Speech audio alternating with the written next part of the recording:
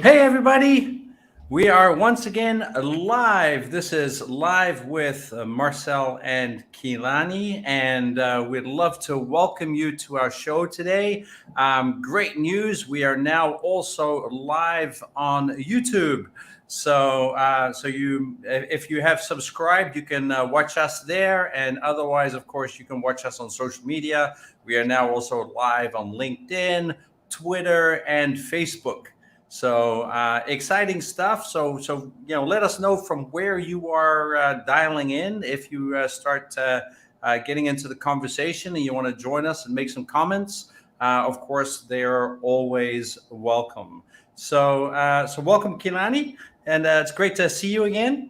Yeah, thank you. It's great to be here as always. And to all our viewers, let us know where you're tuning in from and whether you're watching us live or if you're on the replay, you can just comment live or replay. And as always, feel free to drop any questions, comments, whatever you'd like to say in the chat. And if you have questions, we'll answer them. If you have comments, we'll speak to them. And we love to have this be an open discussion board or forum. So we'd love to hear your input on whatever we share today. Yeah, awesome. And something that I wanted to address today was actually the conversation around bias, and especially with bias being the enemy of leadership, right? So kind of understanding for ourselves is like, hey, when am I operating from a place of bias, and what can I do against bias? Right, so Kenan, do you have any experiences of, like, for example, where you witnessed somebody, for example, who was operating from a place of bias, or maybe even yourself? Yeah, definitely. I think the great part about this conversation, coming from the understanding that we're all human, is that we all have experience with bias. I always like to say, especially in coaching conversations, that we're trained as coaches to be as unbiased as possible, but yet what that means as a human is it doesn't mean that we're completely objective or completely unbiased. And I think it's really great because it allows us to, even in our awareness as much as we possibly can of our own biases, there's still places where we can see it start to kind of seep through the cracks. I know certainly I've had my share of experiences with bias, and one thing that I think people think when they hear the word bias is a bias towards people or towards a certain strategy or towards a certain thing or against as well. But what I've come to find bias to mean for myself is more so how everything that has happened to us in our lives compiles to how we see the world now. So that could be a bias towards or against a person, a thing, or a strategy, but it could also be something a lot smaller. And this is where it starts to slip through the cracks, especially from what I found in my own experience, where we could be discussing something. And if you said the word, any word, we could say frustration, for example, or success, that's a great one. That could mean something entirely different to you than it does to me. But yet when I hear you say success, that word then takes on my interpretation of success when I hear it. Mm-hmm. Yeah, beautiful. And we see that so much, don't we, in the workplace? Like, when I know I do when I with my coaching clients, and I often have conversations around that, right? Is I'll have a client who is kind of dealing, for example, with a difficult member of their staff, right? And say, oh, this person is so difficult, and I'm like, well, what does difficult mean for you? Right, rather than me making an assumption about what I think that that I know what he means, and he might say something very different than what I actually think could be difficult. I'm like, how is that difficult? Right, this person is being human, right? And so then we have a conversation around that person's understanding of difficult, and what can lead to our interpretation and our biases around that. There's a comment here from Mohammed. He says unconscious bias can be even more dangerous as you are not aware you are doing it. Absolutely.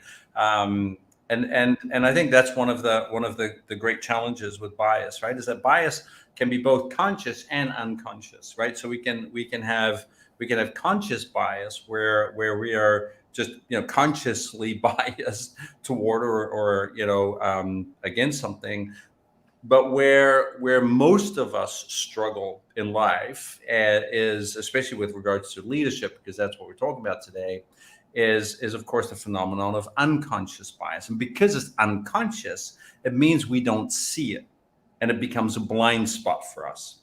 And and that is one of the reasons why it is such an enemy to leadership, because even today, no matter how objective you think you are with regards to the decisions that you make, about your team, about your people, about your organization, every single decision that you make is a biased decision. There is no such thing as an unbiased opinion, because in itself, an opinion already is biased, right? Because it comes from a subjective experience, and we all have our own experiences of this world. So everything that I think of, every opinion that I have, is already biased.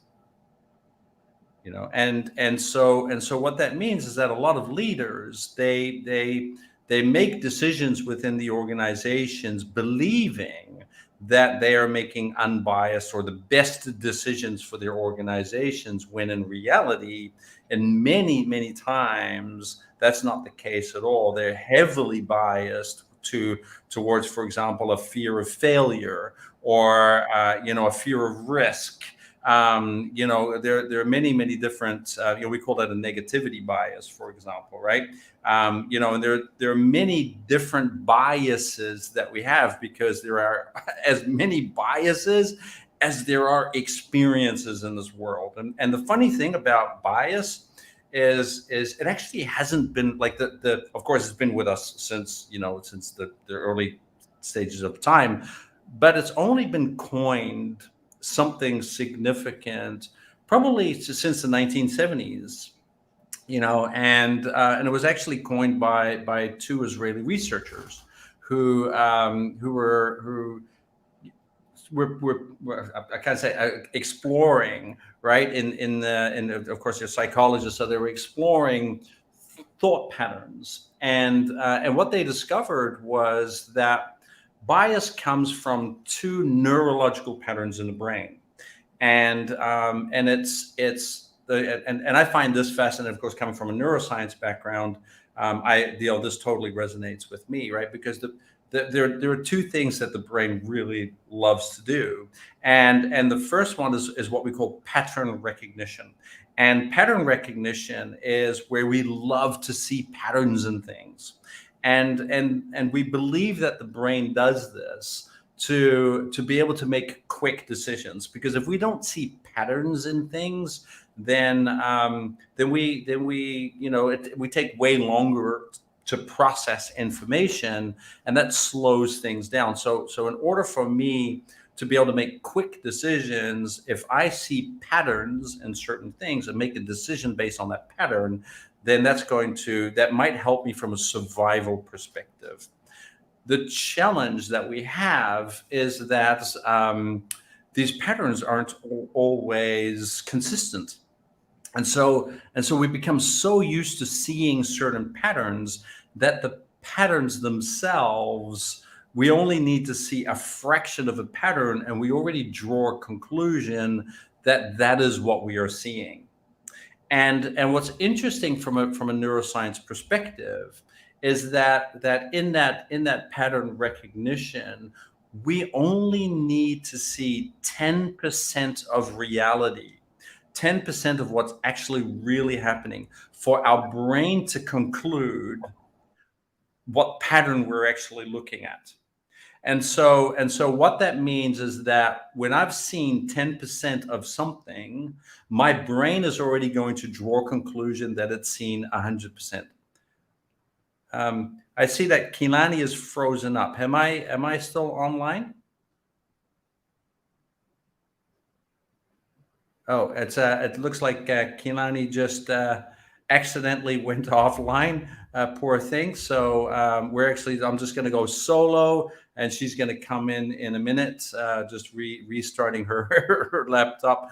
That happens. Technology does these kind of things. So with regards to that pattern recognition, right? What that means is that when I see a certain behavior, right? And thank you for Mohammed for concluding that I'm still online. And when I see a certain behavior in another person, for example, I only need to see 10% of that behavior for myself to conclude what I'm actually looking at. And what that means is that of the 100% of our reality that we are perceiving from this world, only 10% is actual factual reality. And the other 90% is based on assumptions and imagination. And we see that, oh, Kilani's back online. Well, that was quick. Hey, Kilani, you're back online. Sorry about that. My computer just shut down. Hey, no worries at all. You are back. Yeah. So, yeah, for a moment, I was like, wait, am I offline? No. Yeah. So, and no worries at all. So I was actually just talking about, kind of that understanding that we only see 10% of what is actually really out there in the world, and that we use 90% of this pattern recognition to draw conclusions about what we're actually looking at. Right. And a great example of that, right, is and I always use this one where have you ever heard there's certain men out there in the world who believe that women are not such great drivers as men are. And I remember being in a car with such a driver. I'm not going to name names. And when I was in the car with him, there was like a car in front of us kind of swerved and changed direction, didn't use their indicator, and he kind of pulled up next to the car and saw it was a woman. He goes, "See, it's a woman, right? It's always these women drivers. They're always bad drivers." Yeah, but what he didn't notice was that around him, there must have been like 9, 10, 11 male drivers doing exactly the same stuff, but he didn't pay attention to that because that didn't fit into the pattern of his reality. And so we end up, just paying attention to these patterns that we are looking for in life, right? And so the brain loves patterns. It's the same, for example, if you think about a phone number, right? We have a tendency to remember phone numbers in patterns. We don't remember, 8, 9, 10 digits in a row, and we just read them out one by one. We create little patterns, right? Like, 315, 222, right? 9, and so those patterns help us process, and they help us remember things. So from one end, this pattern recognition is great for our ability to function in this world. But on the other hand, our desire for pattern recognition also means that we draw a lot of conclusions about what we think we are observing and what we think that we're actually experiencing in this world. And the same thing happens in companies. If you see in a company, for example, or a great example is the recession. How much of the recession that we're in right now is really a recession? Or is there just, kind of a slight dip due to that there's a war going on with, between Russia and Ukraine, and, and all of a sudden we're like, ooh, recession, because we've seen certain patterns in the past, decades and decades ago, where we've seen something similar. And because we've seen that a few times, we go, oh, recession's coming, because we've seen that 2 or 3 times. But it could very well be that the same phenomenon has maybe happened 20 times in the past, 50 years, but we ignore the ones where the recession didn't happen, so that we can then say to us, oh, let's prepare for a recession. And that, of course, then becomes our negativity bias as well, right? So in that sense, leaders make a lot of decisions too, when it's just the singular leader making a decision, a lot of those decisions are going to be based on this need for pattern recognition. The second part of that neurological process that happens in the brain is what we call emotional tagging, and this is also really important. And what that means is that we place greater value on things that we are emotionally connected with. So the brain loves to create an emotional connection. That's how we remember, right? And I remember one of my neuroscience professors in the past actually says, you know that we actually don't even really remember events, but we remember how those events made us feel. But we tag it, right, as a memory. And so and I found that fascinating because it's so true, right? Is when I am emotionally impacted by something, the degree of which I am emotionally impacted by an event is going to determine how much and how long I'm actually going to remember that event. That's a level of intensity. And so it's almost like emotion is like a volume dial. And the more emotionally affected that I am by an experience, the longer I'm going to remember it, and the more that emotion is going to bias my kind of way of responding to a situation or a person in the future, right? So if I for example, if I'm in a conflict, for example, with a colleague, and I perceive that colleague to be very aggressive in their energy, and they're a little demeaning, and they're a little disrespectful maybe, and they're kind of and that makes me feel angry, it makes me feel frustrated, it makes me feel sad, all of those kind of things. I can walk away from that experience going, this person sucks, right? And the moment that I've had that experience, everything that person will do and say, that's going to conjure up that feeling, that emotion again of what I was feeling before when I was in that one situation. And that is going to bias whatever that person is saying and doing. If I determine that you're a dick, everything that you're going to do after that is going to be stupid, right? And it doesn't matter how brilliant your idea is, I'm just not going to process it in a way that's going to allow me to see it in a very objective way. So, and especially then if it happens twice, right, and it becomes pattern recognition, then I'm going to start looking for patterns to prove to myself that this person really is a dick. And I'm going to spend all of my time proving myself right. See, I told you the person's dick. See, there it is again. Yeah. But then all of the time that this person might be really nice, they might be compassionate, all of those things are invisible to me, right? Because I'm not paying attention to those things. And so it's that combination of the pattern recognition and the emotional tagging that creates a lot of assumptions, right, around kind of how our world is working and how we're functioning.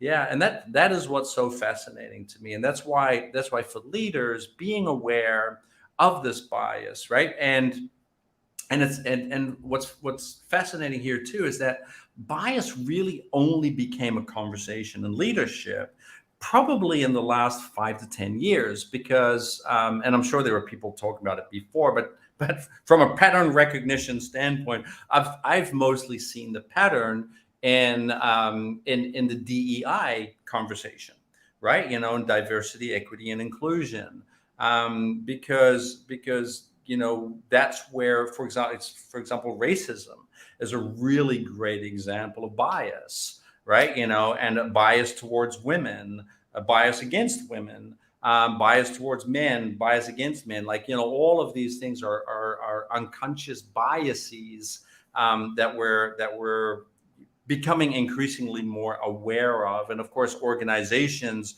are trying to even the playing field for all different groups and cultures and people.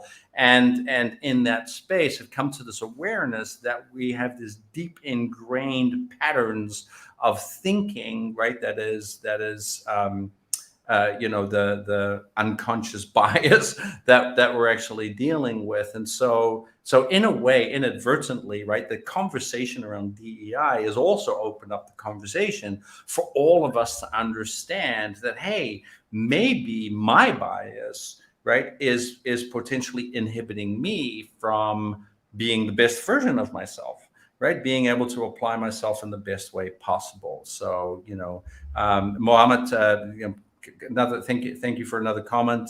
He said, great insights. Self-awareness is a key leadership trait. It absolutely is. I wholeheartedly agree, but there's more to it, right? I think there's more to just being self-aware, because how can you be aware, really, right, of an unconscious process? How do you make the unconscious conscious?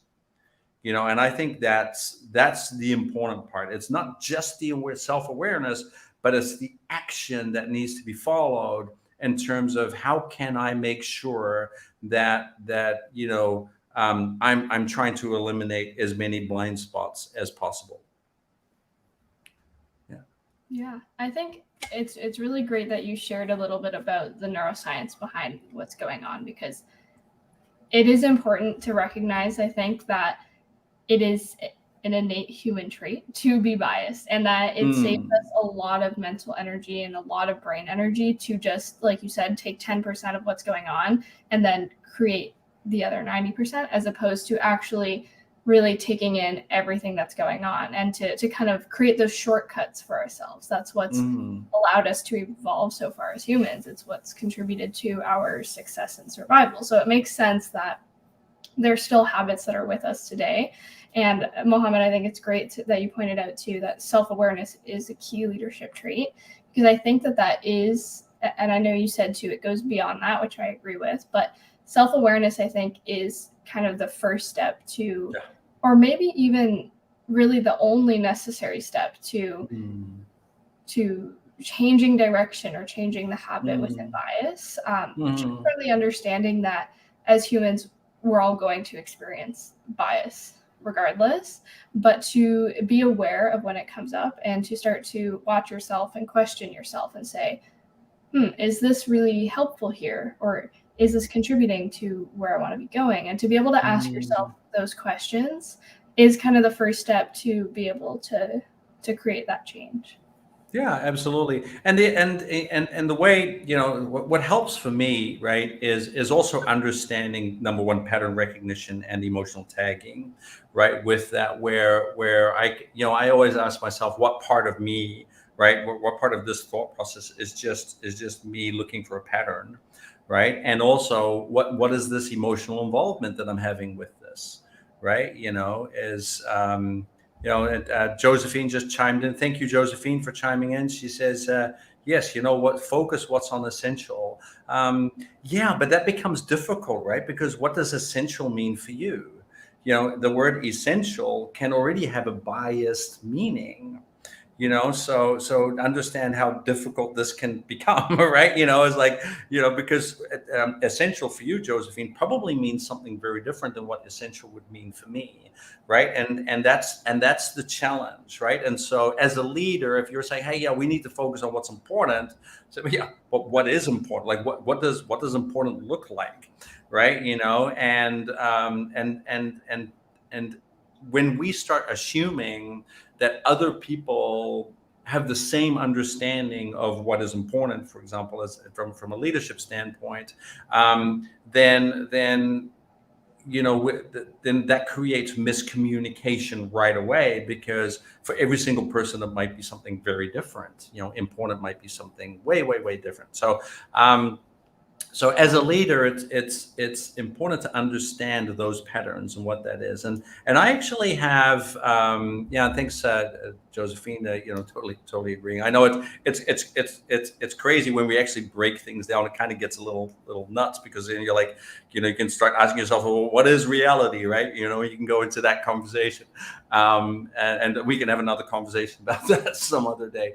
But what I actually wanted to share with you guys today was an exercise on, because I think what a lot of leaders do, and by the way, this is an exercise that I use with my leaders, and it's also going to be in our book, our upcoming book called Stop Leading, Start Listening. A playbook for leaders of a new age workforce, and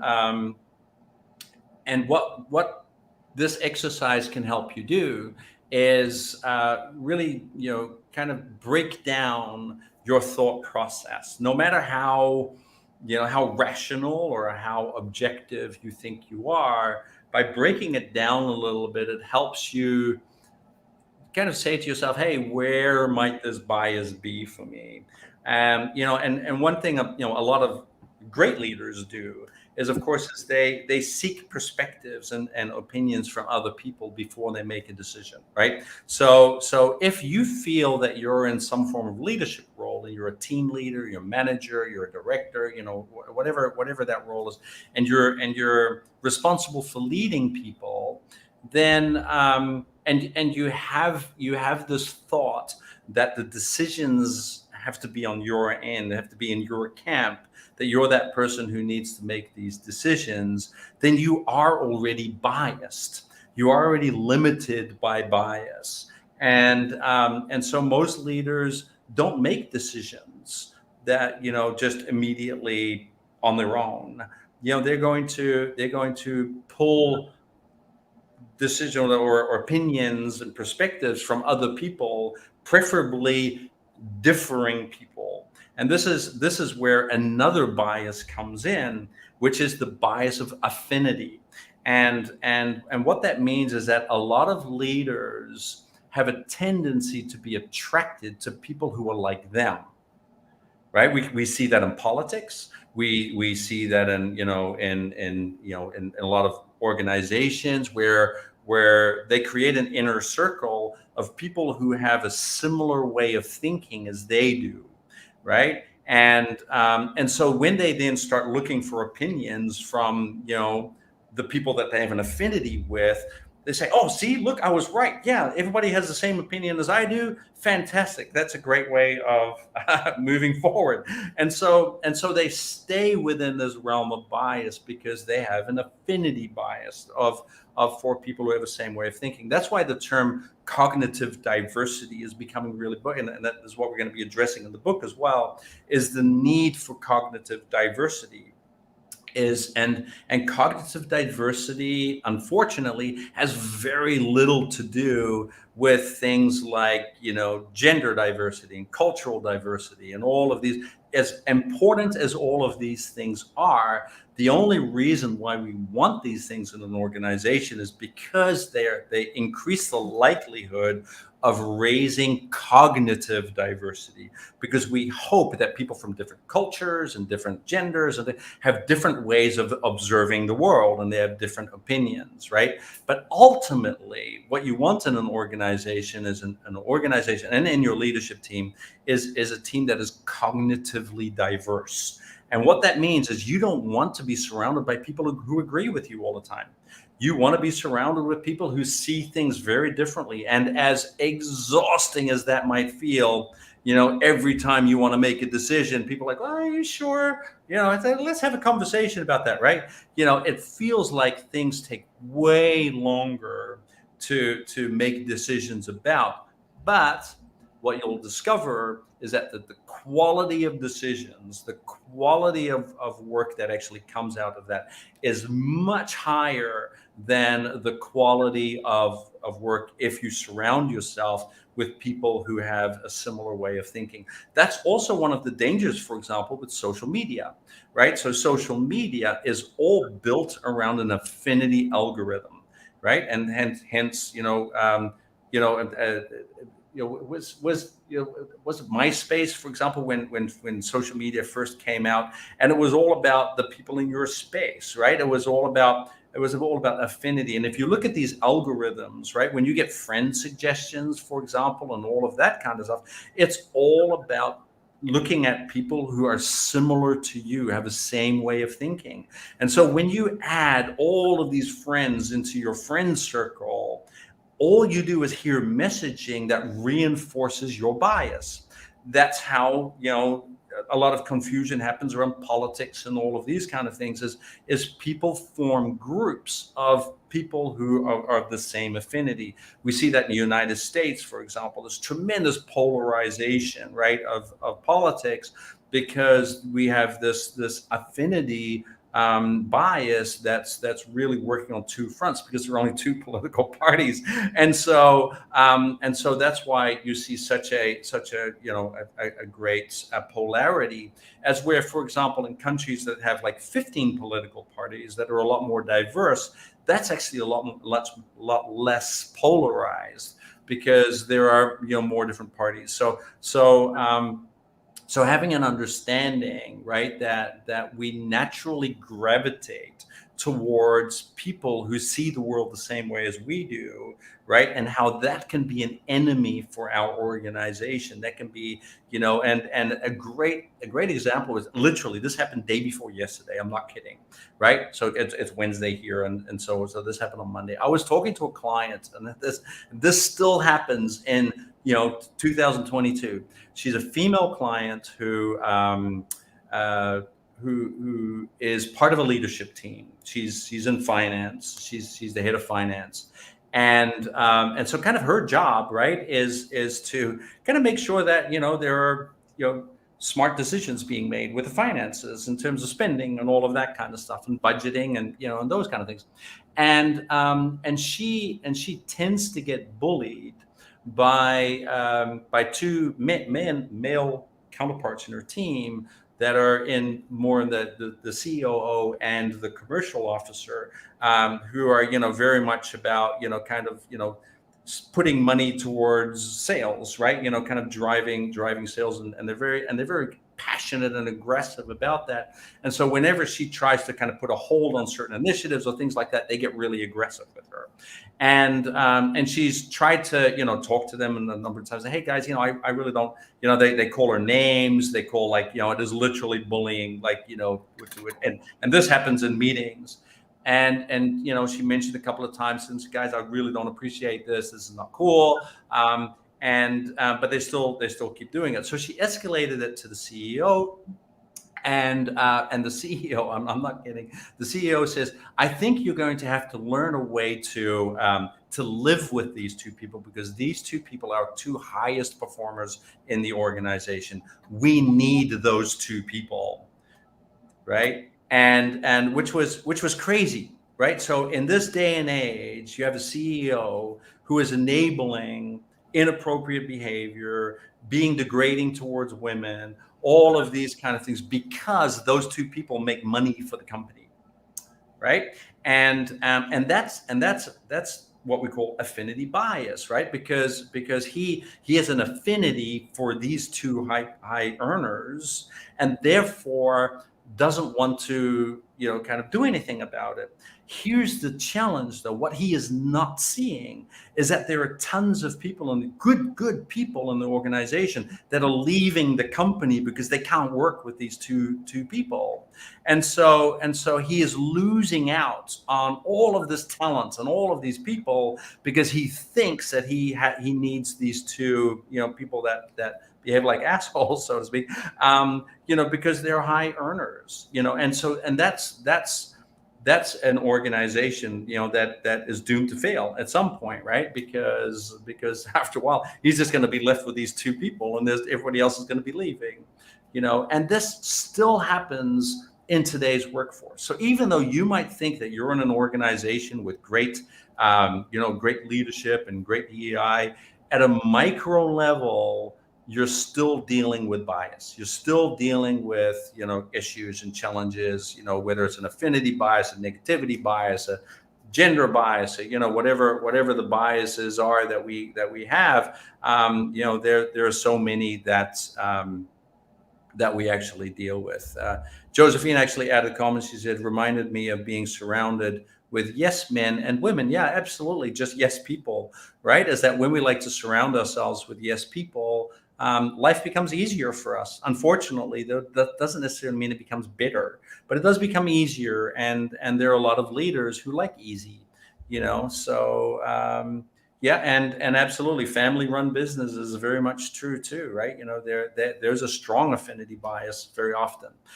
So yeah, so what love to share in this case is an exercise that I do with my clients, and it's called the knowing believing matrix, right? So actually, I'm gonna pull this up here. Let me see if I can do this. Here we go. I kind of rehearsed this the other day to make sure that I can actually pull it up for you guys. Here we go. So I already drew it out, so we don't have to waste so much time. But whenever you are in a position where you have to make a decision, for example, right, when you're experiencing experience, it's really healthy to use something like this, like a matrix. And so all you need to do is you draw a square with four squares basically, and you have on the left top you have I know, and you have at the left at the bottom you have I believe. And then on the left at the bottom or at the top you write I know, and at the bottom right you write I believe. Now here's the thing. What that means is your top left corner here is I know what I know. And what I mean with I know what I know is these are your facts. Right? So those are just your hard facts. So whenever we are in a situation or I need to make a decision about something, the first thing I want to say is, of this information, what do I know that I know? What are the facts here? And to be able to extrapolate the facts from the story, right? And facts are, of course, things that are observable and measurable, tangible, right? And write that down in your box and say, okay, of this situation that I'm in, these are the facts. Simple, cold, hard facts. That's it, right? Everything else belongs somewhere else, right? The second one, the top right, is I know what I believe. All right. So I know what I believe. And Kilani, what do you think? I know what I believe. What could that look like? I think it would be an awareness that you have certain beliefs or opinions, but that you're aware that they're an opinion and not a fact. Beautiful, right? So basically, and I'm just going to call it's an opinion, right? And it's a conscious opinion. Right? So what that means is that you're making an opinion. You know that you have assumptions. You know that there are that an opinion is just an opinion, and that opinions vary. There's no thought of like this opinion is right, this opinion is wrong. It's just like, hey, this is just my opinion, right? Of what I have of the facts. Right? And we're all entitled to our opinions.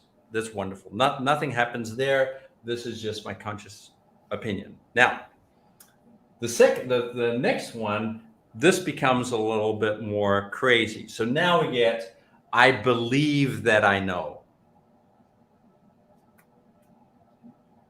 And what do you think is in the space of I believe that I know? Is that a question for me or for our audience? It could be for everybody else, but I'm not sure. I'm not sure if anything is going to pop up. But how about for you, Kilani? What would you see as I believe that I know?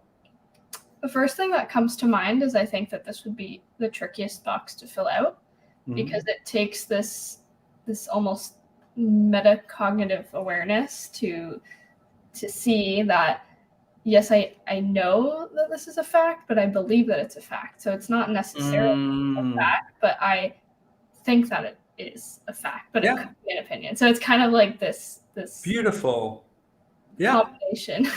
Wonderful. And Josephine says it beautifully, right? It's assumptions, and Samuel is saying it's an acceptance of opinion. I love that. Actually, for me, the way that I write it, it's a factual statement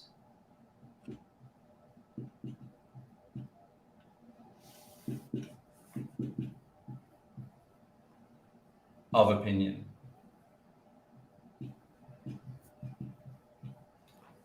All right. So, but yes, that is everything. Everything is. Mohammed also says, when you believe you have a fact but can't back it up. Beautiful. Yeah.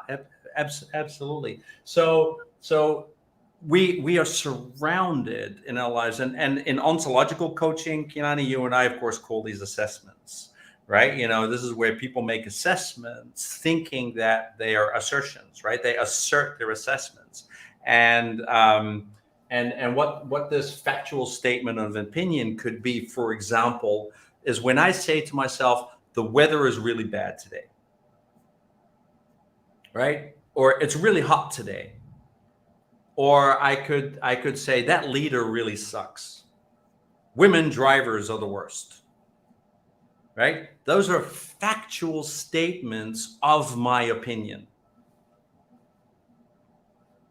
That's the difference between this box and this box. This box is say, hey, I have an opinion. And my opinion is what I think is this and this and this. That's just my opinion. This is, it is that way. Yeah. Donald Trump is a crook, right? The election was stolen from us, right? All of those kind of things are factual statements of opinions. And here's what's nuts is if you start becoming aware, right, of this little box here, and you start observing your world, you start observing the people in your world, note how many people live in this space. How many conclusions are we making, and we're expressing them in a factual way, right? Things are really bad right now. Another really big one that we hear at work a lot is, I have a problem. That's a factual statement. This is a problem that we have to fix. Right? So, but where are the facts? That's an opinion, but it's done in with so much conviction, right? That in our own minds, we start believing our opinion. That's the problem. Is when I believe that my opinion is true, or my opinion is right and yours is wrong, that's where I get stuck. That's where I start living in my bias. Right? And Josephine says, love this, factual statements on opinions. Absolutely. Right? And just be aware of those factual statements that we're making, and you'll notice them everywhere. And our ability to dissect a factual statement of an opinion is critical in our ability to be as unbiased as possible as a leader. So when you're a leader and you have people coming to you and they're telling you this whole story of what's actually happening, and they're doing it in a very factual way, is like, a great factual one is, I hear the term a lot when people start changing the I form into the you form. Yeah, when you wake up in the morning and you feel like this and you do that, then this is what you end up doing. That's a very factual statement of my own experience of the world. When in reality, what we're trying to say is, when I wake up in the morning, right, this is how I feel and this is what I try and do. And that sounds very different, right? That's the difference between when I live in this space versus this space. As coaches, what we try and do with our clients is we try and help them understand what box they're actually in, and then basically just ask the question, is this box serving you? And if the box is serving them and they want to live in that box, fantastic. But on the other hand, if they say, what, actually, no, I'm not, I think this box would serve me better, or this box would serve me better. So, okay, great. So let's go there and let's see what happens. Right. And so here I come to the last box, right, which is, I believe that I believe. What would that be? If this is a factual statement of an opinion, what is this? I believe that I believe. I feel like it would be a belief that you are aware it's belief, but that you're not sure maybe of like the groundedness of it. But it's a very kind of up in the air. Like I think that I believe this, but I'm not sure if that's really where I stand, or if it's something to be grounded there. Josephine says totally lost. I believe that. I believe. Yes, I'm actually going to. I'm gonna say, and I love this too, Kilani, because you're absolutely right. But I'm just gonna write story. All right. This is where we get so caught up in a story of a story of a story that we don't know what's factual anymore. Like it's like it's all fiction. Yeah, a great example is, for example, conspiracy theories. Right? A conspiracy theory is I believe what I believe.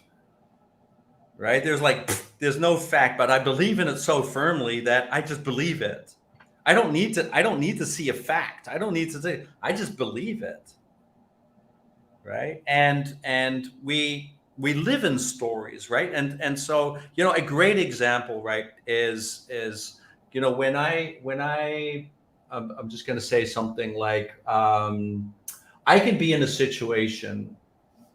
Let's use maybe global warming as an example, right? I'm just going to use global warming as an example. We could say that global warming is not a fact, right? Unless we actually compile all the data, right, over last couple of hundred years and all of that, and we see all this data, we see the temperature of the Earth going up, right? So okay, there's global warming. So factually, we know there's global warming. And then I might be able to say, and I have an opinion about that. I believe, right, that if we keep going on like this, it's probably not going to be good for the planet, right? And probably not good for people either. But then I become so convinced by that opinion that I start making factual statements about it. Oh, give ourselves another 50 years and everybody's going to be dead. Right? So that becomes then the factual statement of that the temperatures of the globe are going up. Now I'm going to say, oh, everybody's, oh my God. So that when everybody's dying, that's going to be like The Walking Dead. They're going to be zombies coming up. They're going to be, there's going to be a disarray. There's going to be complete anarchy. Oh my God, I can't live in a city anymore because that's where most people are going to be killing ourselves. You know what I need to do? I need to move to rural country and buy a bunch of rifles and prepare myself, and maybe and I need to do all of these kind of things before the next 10 years because and so all of a sudden I just go out of the rails of all of these conclusions and decisions I'm making, right? Just simply because I believe that I believe.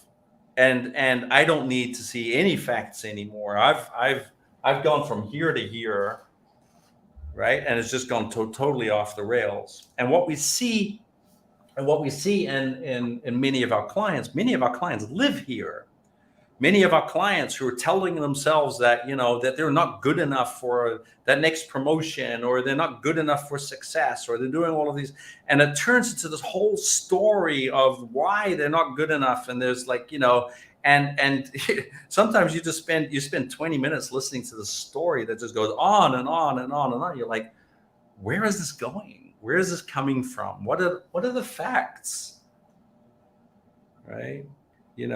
So that's if I look at it from this trajectory, then that would end up being the story, right? And so that's a good, and of course, very often those stories are filled with drama and and all of this kind of stuff, and there are tons of conclusions and and assumptions, and everything's thrown together, and it just turns into this big soup of complexity. But here's something else to think about. When I play around with this, there's something really funny with this, is it can also work the other way around. And so this is where bias can actually be really good. So if I were to move these things out of the way, and I'm going to throw out a question to the audience and say, hey, is there a situation? Right? Oh, I love that. Josephine says, yeah, reminds me of a self-fulfilling prophecy. That's pretty much it, right? So you just become the story. And so that's kind of how it ends up growing. Now, here's the thing, right? When it comes down to leadership, right, and especially with goal setting and having a vision for your future, where do you think that vision would live?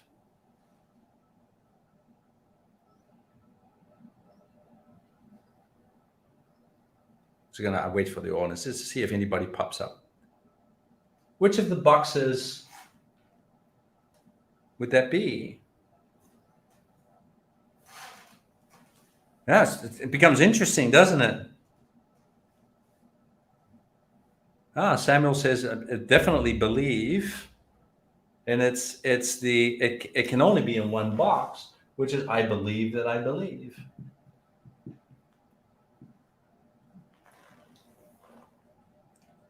Yeah, absolutely, Josephine. Thank you.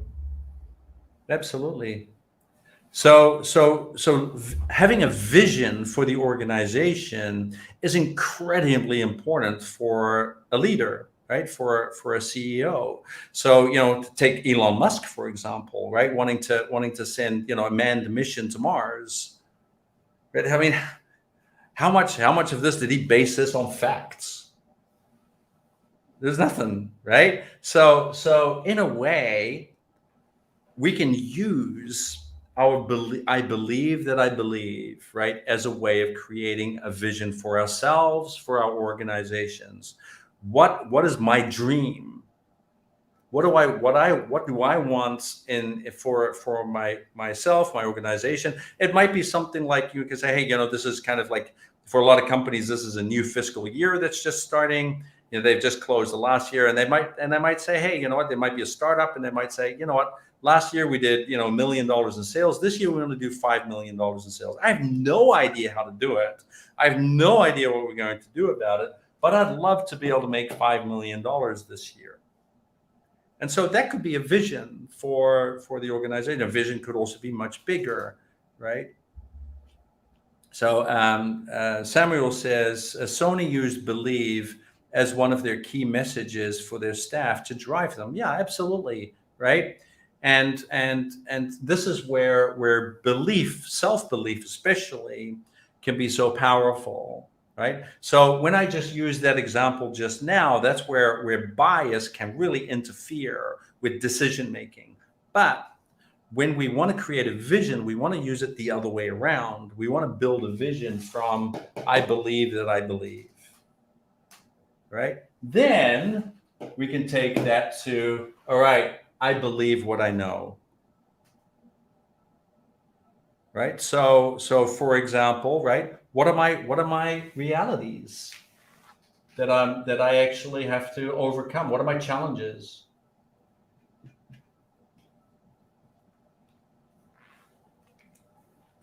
Yeah.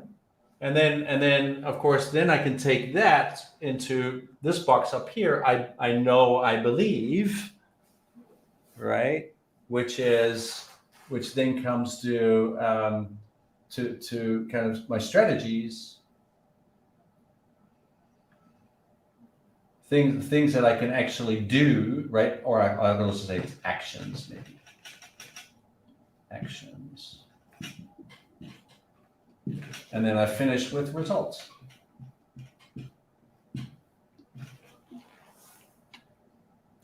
We have a great comment from Josephine here. It's a great. Oh, wait. Yeah. The definition of bias is already a bias in itself. Yeah, absolutely. Because it basically becomes an opinion, right? And that's what makes it so challenging. But having that awareness, just the fact, Josephine, that you're aware of that already makes a huge difference. Is that we all swim in our biases, right? But also understand that sometimes bias can be helpful. that bias isn't necessarily always an enemy of being a leader, that sometimes we need a bit of bias that's going to help us drive where we need to be able to go in life and achieve bigger things, right? So kind of in closing, you know, be aware, right, of which box you're at when it comes down to decision making, listening to other people, experiencing your world, when you're taking information in and you have to do something with that. Understand how bias can be very limiting. On the other hand, right, also understand that sometimes we can use bias as a tool to be able to create a better future for ourselves, something that I have no visibility to right now because it's a dream, right? And so I'd love to, invite you to play with this. Play with this matrix, the I know I believe matrix, and see how it helps you in, how you're leading, how you're operating, and whether or not you create a better life for yourself, and so on. Right. So that's pretty much all for me from the bias exercise. How about you, Keenan? Do you have anything to add? Just one last thing in closing. What I really like about this matrix is it shows you how, not only with bias, but I think with everything else, that there's two sides. It can be looked at from here's how it's inhibiting us, or here's how it's enabling us. And I think that that's really powerful. And the reason why I said Josephine's comment was so great too is that understanding of the definition of anything is already a bias, isn't it? And to know that however we flip what we think about and whichever side we take from it will determine what options become available for us moving forward.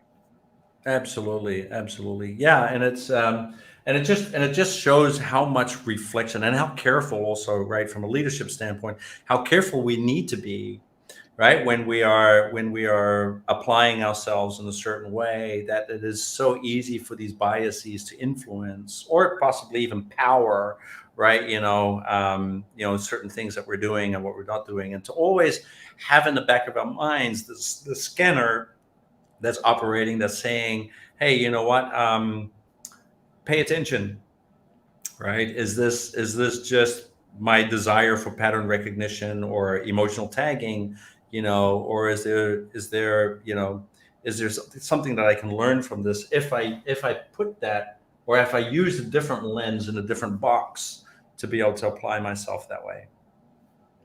Yeah. So great stuff. Well, anyway, that was all from my end. I'm gonna put this guy again. So there we go. Always helpful having a whiteboard. And I hope that this was helpful for you. And of course, if you learned something from this, please share these broadcasts as well. You can share them through the share link so that other people have access to them as well. Remember to subscribe to our YouTube channel. We're on Level 5 Partners. We have our own YouTube channel. Subscribe to that so you'll always stay in the loop, and stay in touch, and let us know if this is something that we can help you with from a coaching perspective or in your organization, how you might be able to, by understanding this framework and sharing it with your leadership teams, and how it could potentially help you organizationally. Yeah. So that's all from me. Kilani, did you have any closing comments? Nope, that's all from me as well.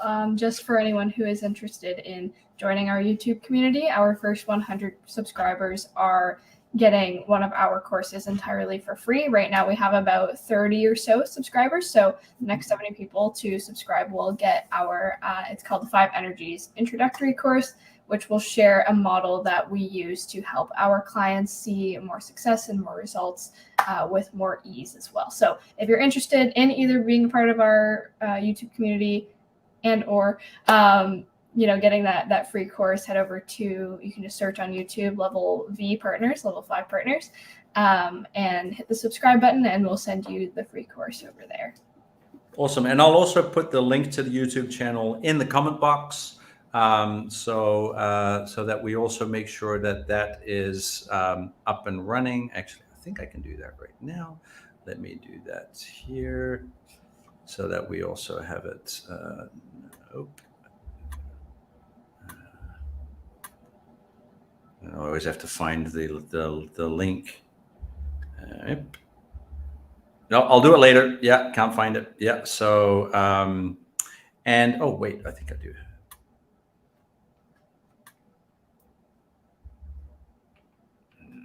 No, of course now I can't find it. Yeah. So I don't understand these channels enough. No, old person problem. But we will put those in the comment box and share those with you. Thank you all so much, and we will see you next week in next week's broadcast.